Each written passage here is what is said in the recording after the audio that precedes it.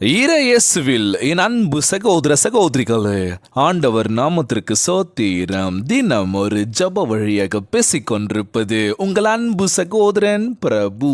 எப்படிங்க இருக்கீங்க? இன்றைய நாள் எப்படிங்க போச்சு? உங்களுக்கு மகிழ்ச்சியா இருந்தீங்களா?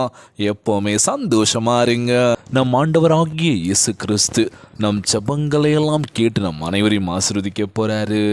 மகளே மகனே, கலங்காத, மனம் உடைஞ்சி போகாத, நான் இருக்கேன், உன் கூட தான் இருக்கேன், தைரியமா இருன்னு சொல்றது யாருங்க? நம்ம இயேசப்பா. ஆமீன். அன்பு சகோதர சகோதரிகளே, நம் ஆண்டவராகிய இயேசு கிறிஸ்து உங்களை தொடுகின்றவன் அவருடைய கண்மலையை தொடுகின்றான் என்று கூறுகின்றார். சகேரியா 2ஆம் அதிகாரம் 8 சொல்லப்பட்ட அழகான வார்த்தைங்க இது. ஆண்டவர் நம் பேரில் எவ்வளவு மகிழ்ச்சியா இருக்கின்றார் என்பதை வெளிப்படுத்துகின்றார். உங்களை தொடுகின்றவன் அவருடைய கண்மலையை தொடுகின்றான். இன்றைய நாள் நம் ஆண்டவராகிய இயேசு கிறிஸ்து பலப்படுத்துகின்ற கிறிஸ்துவினாலே எல்லாவற்றையும் செய்ய பலனுண்டு அப்படின்னு சொல்லுவாங்க. இன்னைக்கு அண்டர்ஸ்டாண்டிங், ஒரு புரிதல். இன்றைக்கி புரிதல் இல்லாதது காரணமாக தான் நிறைய பேர் என்ன பண்ணுறாங்க, பிரிஞ்சு போய் வாழ்ந்துட்டுருக்காங்க. ஓகே இதுதான் வாழ்க்கை, இப்படி தான் இருக்கணும், ஒருத்தருக்கு ஒருத்தர் ஒத்துமையாக ஓகே சமாதானமாக போயிட்டால் பிரச்சனை இல்லை. நான் ஏன் சமாதானமாக போனோம், எனக்கு பிடிச்ச மாதிரி நீ இரு, அவ்வளோதான் அப்படின்னு சொல்லி ஒரு விடாப்பிடியான ஒரு விஷயம் பண்ணிகிட்டு இருப்பாங்களோ, ஒரு அடமெண்ட்டாக இருப்பாங்களோ. வேணாங்க அதெல்லாம். ஒருத்தர் அட்ஜஸ்ட்மெண்ட்டு போயிட்டால் பிரச்சனை இல்லை. ஆனால் இன்றைக்கி நடக்கக்கூடிய ஒரு விஷயம் பார்க்கும்போது என்ன அப்படின்னா, மனஸ்தாபம். வார்த்தை விட்டாச்சு, சண்டை போட்டாச்சு, அவ்வளோதான். குடும்பத்துக்குள்ளே பிரச்சனை தான் பிரச்சனை. அம்மா அப்பாவும் நிம்மதி இல்லை, ஐயோ பையனை கல்யாணம் பண்ணி கொடுத்தா அவனும் நிம்மதியாக இல்லை, என்னடா இது அப்படின்னு சொல்லி நிம்மதி இல்லாத ஒரு வாழ்க்கை வாழ்ந்துட்டுருக்கோம்ல. ஒரு பக்கம் பிடிச்ச விஷயம் பண்ண முடியலன்னு ஒரு ஏக்கம். ஓகே திருமணம் பண்ணி வச்சாங்க, அந்த திருமண வாழ்க்கையும் நல்லா இருக்குமான்னு பார்த்தோம், அதுவும் போயிடுச்சு. கருத்து வேறுபாடாக பிரிஞ்சிட்டோம், இன்னும் கொஞ்ச நாள் டிவைஸ் கொடுத்துருவோம் அப்படின்னு சொல்கிறாங்களோ. என்னடா இது இப்படி தான் நடந்துகிட்ருக்குல்ல. ஒரு பக்கம் பாலியல் வன்கொடுமைகள் நடந்துகிட்ருக்கு, ஒரு பக்கம் பார்த்திங்கன்னா இப்போ போதை பழக்கத்தின அடிமையாக இருக்காங்கன்னு சொல்லி அது பார்த்துட்ருக்கோம். அப்புறம் செயின் பறிப்பு, கொள்ளை அப்படின்னு சொல்லி நிறைய விஷயங்கள் ஓடிட்டுருக்குங்க. எங்கே தான் போயிட்டுருக்குன்றது தெரியல, மனநிலை எப்படி இருக்குன்றதுன்னு புரியலല്ലോ. இன்றைக்கி வாழ்கிறதுக்கு காசு வேணும், அது கஷ்டப்பட்டு உழைச்சி என்னால் பெற முடியாது அப்படின்னு சொல்லிட்டு என்ன பண்ணுறாங்க, போகிற வரவங்ககிட்ட என்ன போய் பிடுங்கிறது, அவங்க செயினை எடுத்துகிட்டு ஓடுறது, திருடுறது, இது மாதிரி விஷயங்கள் பண்ணுறோம்ல. ஏன் ஆண்டவர் இந்த மாதிரி நடக்குது?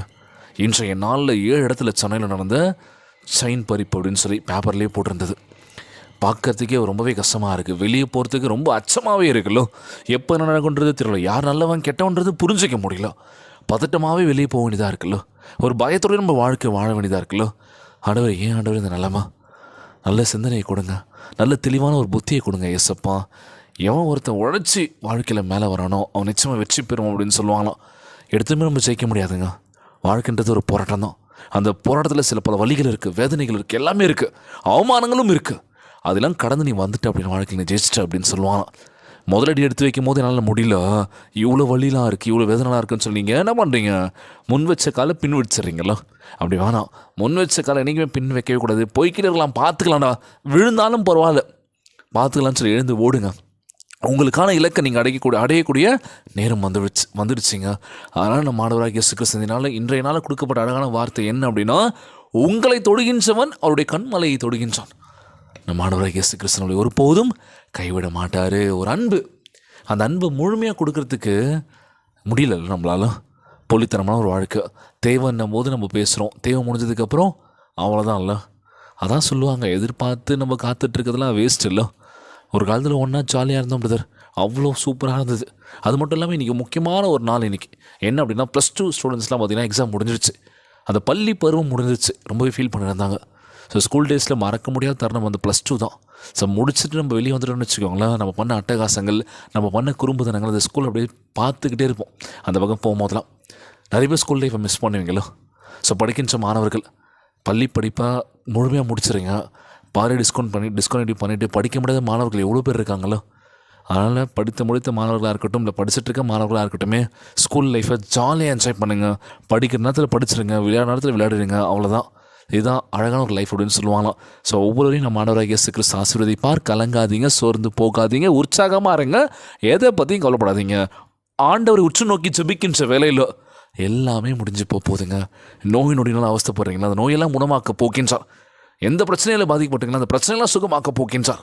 இன்றைய நாள் ஜெபம், ஜெபத்திற்குள்ளாக பயணிப்போமா? எங்களை மிகவும் அதிகமாய் நேசிக்கின்ற அன்புள்ள ஆண்டவராகிய இயேசுவே, இன்றைய நாள் வாக்குறுதி வசனத்திற்காக நன்றி ராஜா. ஆண்டவரே, நன்றி அறிதலோடு உம்முடையே வந்திருக்கின்ற ஆண்டவரே, எங்களை உம்முடைய கண்மணி போல் பாதுகாத்து கொள்வீராக. எங்கள் பேரில் களி கூறுவதற்காக உம்மை ஸ்தோத்தரிக்கின்றனப்பா. உபத்திரவங்கள் எழும்போது நீர் எங்களுக்கு அடைக்கலமாகவும் எங்களை பாதுகாத்து கொள்வதற்காகவும் இருக்கின்றீர் என்பதை நாங்கள் மறந்து போகாமல் இருக்க உதவி செய்யுங்கப்பா. ஆண்டவரே, எங்களுக்காக எழுந்தருளும் அப்பா. எல்லா ஆசீர்வாதமும் அளவில்லாமல் கொடுப்பதற்கு நன்றி ஆண்டவரே. எங்களுக்காக யுத்தம் செய்யும்படி தேவ தூதர்களை அனுப்ப வேண்டும் என்று கேட்கிறோம்ப்பா. எங்களுக்கு தீங்கு செய்ய நினைக்கின்றவர்கள் அமைதியாக இருக்கும்படி செய்வீராக.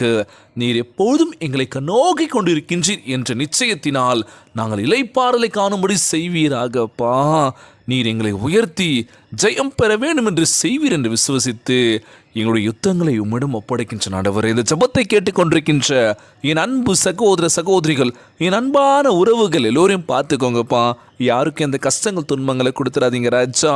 நோய் நொடியினால் அவதிப்பட்டு கொண்டிருக்கின்ற ஒவ்வொரு சகோதர சகோதரிகளை உமது கரங்களால் தொட்டு நோயை அகற்றி போடுவீராக. உம்மால் கூடாத காரியம் ஒன்றுமில்லை ஆண்டவரே. எல்லோரையும் பார்த்துக்கோங்கப்பா. உம்முடைய பிள்ளைகள் ஒவ்வொரு நாளும் வலியும் வேதனோடு உமக்கு முன்பாக ஜெபிக்கிறாங்கப்பா. கண்ணீரை தொடங்க ராஜா, கவலையெல்லாம் அகற்றி போடுங்கப்பா. உம்மால் கூடாத காரியம் ஒன்றுமில்லை ஆண்டவரே. எல்லாம் கூடும் அப்பான்னு சொல்லி இன்றைய நாள் ஜெபம் இயேசுவின் விலையேற பெற்ற நாமத்தினாலே ஜெபிக்கின்றேன் நல்ல பிதாவே, ஆமேன். ஆமேன். இயேசுவுக்கே புகழ், இயேசுவுக்கே நன்றி. மரியே வாழ்க. God bless you all.